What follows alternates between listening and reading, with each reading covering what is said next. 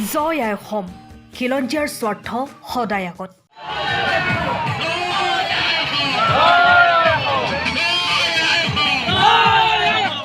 ৫,০০০ৰো অধিক লাচিত সেনাৰ জয়ধ্বনিৰে মোহৰ হ'ল ৰাজপথ।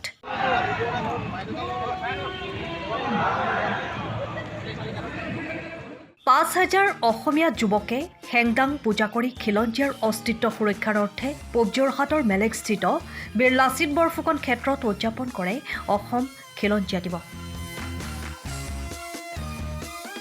অসমত খিলঞ্জীয়াৰ অস্তিত্ব ৰক্ষাৰ ক্ষেত্ৰত আপোচবিহীন সংগ্ৰাম চলাই যোৱা অন্যতম সংগঠন বীৰ লাচিত সেনা অসমে আজিৰে পৰা উক্ত দিনটো অসম খিলঞ্জীয়া দিৱস হিচাপে ঘোষণা কৰি আজি পুৱাৰে পৰা বিভিন্ন কাৰ্যসূচীৰে উদযাপন কৰিছে খিলঞ্জীয়া দিৱস। পুৱা পতাকা উত্তোলন, লাচিতৰ প্ৰতিমূৰ্তিত বন্তি প্ৰজ্বলন আদি বিভিন্ন কাৰ্যসূচীৰ পাছতেই হেংদাং পূজন কাৰ্যসূচী সমাপন কৰি অসমৰ বিভিন্ন প্ৰান্তৰ প্ৰায় ৫,০০০ সৈনিকৰ সহযোগত এক শোভাযাত্ৰা বাহিৰ কৰে।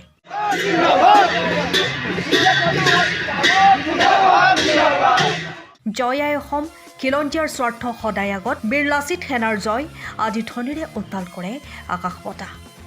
উল্লেখযোগ্য অসমত সদায় প্ৰতি ক্ষেত্ৰত প্ৰথম খিলঞ্জীয়াই অগ্ৰাধিকাৰ পাব লাগিব বুলি আজি সকলোৱে সংকল্প গ্ৰহণ কৰি ইয়াণ্ডাবু চুক্তিৰ ভিত্তিত অহা ২৬ত অসম খিলঞ্জীয়া দিৱসৰ ২০০ বছৰীয়া জয়ন্তী উদযাপন কৰিব বুলি মত প্ৰকাশ কৰে।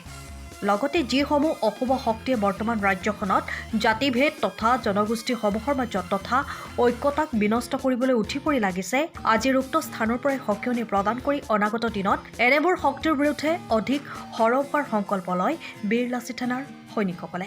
আজি আমি দেখিছোঁ অসমৰ বিভিন্ন প্ৰান্তৰ পৰা বীৰ লাচিত সেনা সৈনিকসকল সমবেত হৈছে আৰু ৰাজপথত আমি নিজৰ শক্তি প্ৰদৰ্শন কৰি পিনে আমি মৈদামলৈ গৈ মহাবীৰ লাচিত বৰফুকনৰ মৈদামত শ্ৰদ্ধা জ্ঞাপন কৰি আহিছে, সংকল্প লৈছে, শপত গ্ৰহণ কৰা হৈছে।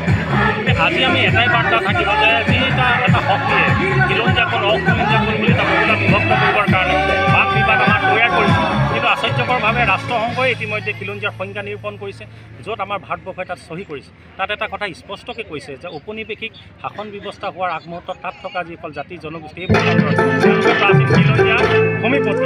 গতিকে আহিবলগীয়া সময়ত এই গোটেই যিবিলাক ভূমিপুত্ৰ আমাৰ খিলঞ্জীয়া আছে তেওঁলোকে যাতে মৰ্যাদা সহকাৰে স্বাভিমান সহকাৰে জীয়াই থাকিব পাৰে তাৰ এটা বাট তৈয়াৰ কৰিবৰ কাৰণে আহিবলৈ অসম খিলঞ্জীয়া দিৱসত আমি ৰূপৰেখা তৈয়াৰ কৰা হ'ব। আৰু আপোনালোকে দেখিছে যে ২৬ চনৰ ২৪ ফেব্ৰুৱাৰীলৈ ইয়াণ্ডাবু সন্ধিয়ে প্ৰায় ২০০ বছৰ অতিক্ৰম সম্পূৰ্ণ কৰিব আৰু সেই দিনটোত আমি ভাৰতবৰ্ষৰ বিভিন্ন প্ৰান্তৰ যিসকল খিলঞ্জীয়া জাতি জনগোষ্ঠী আছে তেওঁলোকৰ সন্মানীয় প্ৰতিনিধিবৰ্গ উত্তৰ পূৰ্বাঞ্চলকে আদি কৰি অসমৰ ক্ষুদ্ৰ ক্ষুদ্ৰ জাতি সত্তাৰ সকলোকে আমি সমবেত কৰি ভৱিষ্যতলৈকে যাতে আমি যেনেধৰণে মৰ্যাদাশীল জাতি তাক আমি তৈয়াৰ কৰিব পাৰোঁ। আমাৰ মনত যিবিলাক ভয় শংকা আমাৰ মাজত আছে বা আমাক বহুতা বিভক্ত কৰিবৰ কাৰণে যিবিলাক অপশক্তিয়ে নিৰলসভাৱে কাম কৰিছে তেওঁলোকৰ বিৰুদ্ধে যাতে আমি এখন শক্তিশালী গণসংগ্ৰাম আৰম্ভ কৰি লৈ যাব পাৰোঁ তাৰ পৰিৱেশ ৰচনা কৰিবৰ কাৰণে আমি কৰিম। আটাইতকৈ গুৰুত্বপূৰ্ণ কথা যে ঐতিহ্যৰ স্বকীয়তা ৰক্ষাৰ এখন ধাৰাবাহিক যুঁজক আমি নিৰন্তৰ পথ আগবঢ়াই লৈ যাব লাগিব। ঐতিহ্যৰ স্বকীয়তা যদি বিক্ষুণ্ণ হয়, বিচ্ছিন্ন হৈ যায়, তেতিয়াহ'লে যদি বিজুতৰীয়া হৈ যায় তেতিয়াহ'লে জাতি এটা কেতিয়াও মূৰ তুলি জীয়াই থকাৰ আপুনি পৰিৱেশ নাথাকে। সেইকাৰণে ভৱিষ্যতলৈকে খিলঞ্জীয়া জাতি সত্তাবিলাকে গৌৰৱশালী জাতি হিচাপে পৰিচয় ল'বৰ কাৰণে তেওঁলোকৰ যিটো স্বতন্ত্ৰ ৰাজনৈতিক অৰ্থনৈতিক সামাজিক আৰু সাংস্কৃতিক ইতিহাস চৰ্চাৰ যাতে প্ৰাণকেন্দ্ৰ হিচাপে এই ২৪ ফেব্ৰুৱাৰীক অসম খিলঞ্জীয়া দিৱস যাতে আমি লৈ যাব পাৰোঁ তাৰ কাৰণে ৰোডমেপ তৈয়াৰ কৰি ৰূপৰেখা তৈয়াৰ কৰি আগন্তুক সময়ত আমি কাম কাজ কৰি আগবাঢ়িছোঁ। সকলোকে এটাই ক'ম যে অসমৰ প্ৰত্যেকটো খিলঞ্জীয়া জাতি জনগোষ্ঠীয়ে ইয়াত যে বিদেশী শক্তিক আমি ভোটৰ বাকে পৰাভূত কৰাৰ মূল কথা এইটোৱে আছিল। যেতিয়া সামগ্ৰিক প্ৰত্যাহ্বান আহে, জাতিটোলৈ যেতিয়া প্ৰত্যাহ্বান নামি অশনি সংকেত নামি আহে তেতিয়া বহুধা ব্যক্ত হৈ থকা খিলঞ্জীয়া জাতি সত্তাটো ঐক্যবদ্ধ হয় আৰু তাৰ প্ৰত্যেকটো আগ্ৰাসী শক্তিৰ বিৰুদ্ধে আমি যুঁজিছোঁ আৰু জয় হৈছোঁ। সেইকাৰণে বৰ্তমান সময়তো দেখিছে এটা শক্তি আমাৰ মাজত বিভাজনৰ বীজ ৰোপণ কৰিবৰ কাৰণে চেষ্টা কৰিছে, আমাৰ মাজত ভাগ ভাগ কৰিবৰ কাৰণে চেষ্টা কৰিছে, জনগোষ্ঠীয় বিদ্বেষ বিয়পাবৰ কাৰণে কাম কৰিছে, ধৰ্মীয় মেৰুকৰণ কৰি ধৰ্মীয় উন্মাদনা সৃষ্টি কৰিবৰ কাৰণে চেষ্টা কৰিছে।